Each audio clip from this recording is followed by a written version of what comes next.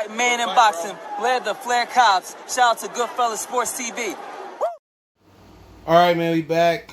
Goodfellas Sports TV. Appreciate everybody for checking back in. Make sure you hit that subscribe button, bell icon button, share the video. We're gonna talk about basically Tyson Fury basically tells AJ and Eddie Hearn no more using Dillian Whyte as a bodyguard. But first, Anthony Joshua says he's down to give Dillian Whyte a title shot, even though he lost to Alexander Povetkin this last Saturday. Put him in the coffin style. Hey, put him to sleep. Rock the cradle. NyQuil, melatonin. Knock yourself out in my Jada Kids voice. But let's talk about it. Check out our heavyweight boxing playlist for more videos like this. And I'll put the screenshot on the screen. He basically said that, alright, Dillian Whyte, he ducked me in 2019 when I fought Andy Ruiz. He turned the fight down. But anytime, he won a title shot, he can have it, as long as I haven't got any obligations. So here you go, AJ possibly trying to duck Tyson Fury, and we knew AJ been ducking. Now we gonna see if everybody keep that same energy when he was ducking Deontay Wilder. We was telling y'all, like, he trying to use Dillian Whyte as a bodyguard, which that's a bodyguard Deontay Wilder should have knocked out. I acknowledge that. I'm fair, I'm firm. He should have got Dillian Whyte up out of there. Al Heyman takes shit personal, and it trickles down to his fighters. You know what I'm saying? He takes shit personal. He makes personal feelings with business. That personal shit they got versus AJ, it shouldn't have trickled down to Dillian Whyte, no matter if Eddie Hearn is the middleman. Deontay Wilder should have been knocked out Dillian Whyte, and probably could have did it several times over again, but he didn't. Dillian Whyte was a bum. Dillian Whyte had beat nobody. Oh, you only had 26 amateur fights, and I hear Sporting Icon saying on Twitter, shut the fuck up. Alright? Shut up. You only had 26 amateur fights. Shut up. He did all that talking and got put to sleep by a 40-year-old. Fought old Lucas Brown. Fought Joseph Parker after a loss. Struggled with Derek Chisora. Get out of here. We not trying to hear nothing from that bum. Talking about, oh, we got a rematch clause to fight Povetkin. If I was Povetkin, suck my Russian nuts. You feel me? But here come AJ trying to use an excuse to duck Tyson Fury, and we knew it was gonna come. Look here, as a man, as a black man, I respect AJ. Now, I didn't used to respect him, but the way he stood up to them white people in the UK and said, I said what I said, spend the money in the hood where it's all good, salute to him. I respect him as a man of morals, integrity. As a solid black man, I respect Anthony Joshua. But we talking about the hurt business here. All right? Why would you give Dillian Whyte a title shot when Dillian Whyte already got put to sleep? Now Tyson Fury can come to the UK since the farmer retracted his story, since the money didn't hit his account. It got deposited. He woke up and it said you got a deposit. Cool. All right? Cool. I'm cool with it. But now that the fight seemed like it's one more step closer to reality, now he's talking about giving Dillian Whyte a fight. And it's going to look really, really bad if Fury able to beat Deontay Wilder or bypass the Deontay Wilder fight, and Derek Chisora beat Usyk. It's going to look bad if Tyson Fury and AJ don't fight. Even if Usyk beat Derek Chisora and Usyk and Fury fight, Usyk and AJ and Usyk and Puev can fight before. Both of them fights can happen right before or right during Wilder and Fury 3. All right, because he gonna get Puev out of there in a few months, right? Wilder and Fury 3 may not happen till February, March. It may go into April, depending on when they can have fans in the stands. By that time, AJ could turn around and fight Usyk right around that time, and by the end of next summer, next fall, AJ and Fury can happen. And then in the beginning of 2022, AJ and Fury 2 can happen. And if it's a 1-1, they can do a rubber match in the middle of 2022 at the end, and they can bank up and get their cake up and retire or continue going on the fight. Now here come AJ with that bullshit. And it's the difference between fanboys and apologists. I don't have no emotional attachment to no fighter. If I had a son, a father, or somebody else, a daughter that boxed, then that would be an emotional attachment. These individuals out here, is no more objectivity in the world no more. It's very, very few people who are objective. If Drake drop an album and it's trash, like that Slide, that Tootsie Slide, that shit was gay and trash. Alright? People will say trash is good when they a fanboy or an apologist or a stan of a person or artist, an athlete, whatever it is. You know what I'm saying? And that's how it is in boxing. That's how it is in sports. You know what I'm saying? They got to make all these excuses. If AJ don't fight Tyson Fury when they both don't have no obligations, then I ain't trying to hear it no more. How we been know what he was about? AJ not confident. You see what he just did to Wilder? Wilder and Aldir Alvarez this past weekend look like twins. You think AJ trying to go through that traumatic experience? Now Tyson Fury sitting down on his punches and he punching through the target? That's going to be a problem. Now, personally, my fandom lies with Anthony Joshua in that fight. But if I'm being objective X's and O's right now, if Tyson Fury is able to defend his title for the first time in his life, and Tyson Fury is able to recreate or mimic that performance that he had from Deontay from the second fight to the third fight, then I got to pick, Fury to win the fight. Don't mean AJ don't have a chance. You know what I'm saying? But it seemed like AJ don't want it. AJ don't want to be undisputed. He was scared of Wilder right hand. And styles make matchups. He couldn't get out the way of that right hand. He just couldn't. Tyson Fury's the only heavyweight, and Ortiz was the only heavyweights that can really take that right hand away from him. And Wilder still found ways to line that right hand on both of them. Tyson Fury just took the shot a lot better in the second fight because he outweighed Wilder by 50 pounds. He can absorb that punishment. Now, Wilder learned to put, a few punches together with that right hand. He learned to loop it. He learned to, go to the body. He can stop Tyson Fury. You know what I'm saying? He can beat him. But will that happen? It's probably slim to none chances. If Wilder mastered the fundamentals, the Fury fight would be easy for him.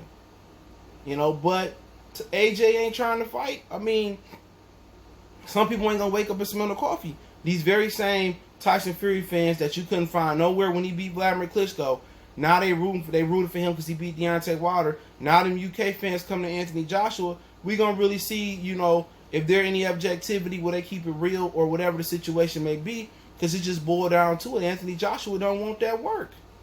If he give Dillian Whyte a chance before Fury and he don't have no obligations, he don't want that work. We know he didn't want the Wilder work and he don't want to leave the UK, but in the Tyson Fury situation, he wouldn't have to leave. He wouldn't have to leave. Him and Tyson Fury can get it on in the UK now that the farmer cleared this story up. You know what I'm saying? Talking about, I'll still give Dillian Whyte a shot if he, regardless. So, hey, it is what it is, man. Dillian Whyte ducked you in 2019. Had Dillian Whyte fought you, you wouldn't have to come to America. You wouldn't have to train in South Florida. You would have stayed in Watford or wherever you from and trained. You would have beat Dillian Whyte, and Andy Ruiz would have never exposed you. You'll still have a donut. Dillian Whyte not only ducked title eliminators to fight Deontay Wilder, he ducked a 3-belt unification class versus Anthony Joshua, the man who stopped them when they was both prospects. And this same man who ducked you willing to give him another fight? You crazy. You crazy. You out your mind. I wouldn't fight that dude. He would have had to earn his position. You know what? But Dillian Whyte never earned his position. He never wanted to fight Dominique Brazil in my Wilder voice. He turned down Nat Faye for mandatory. He turned down Derek Chisora not Derek Chisora, but he turned down not Derek Chisora, but drawing the brain fart real quick. He turned down Luis Ortiz for title eliminators. As the Diamond Champion, he had to fight 2 title eliminators. They said, okay, fight one, Ortiz. Nope. Fight Ortiz. Nope. Fight Dominique Brazil. Nope. I'll fight Derek Chisora. Come on, man. He ducked them.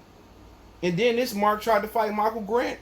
And when Terrence Crawford, beat Jeff Horn. Beating Julius Indongo on that undercard. He was trying to fight Michael Grant, but they didn't approve it. So Dillian Whyte is trash, but here comes AJ. Well, I'll give him a shot. Like Eddie Hearn and AJ just want to keep the money in the family. He's scared to leave the UK. He's scared shitless to come about the UK.